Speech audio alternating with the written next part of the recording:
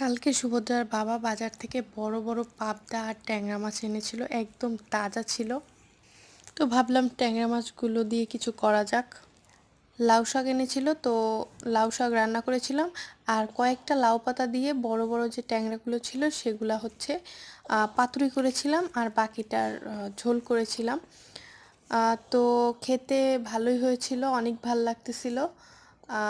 যেহেতু মানে পাতায় পাতুরি দিয়েছি, তো পাতাটাও খেতে পেরেছি।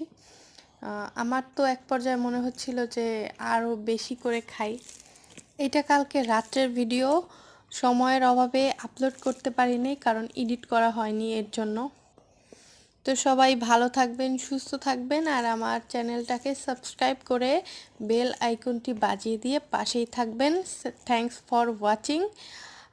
Tata, bye bye. কিছু বলার নাই, অনেক মজা ছিল খাবারটা।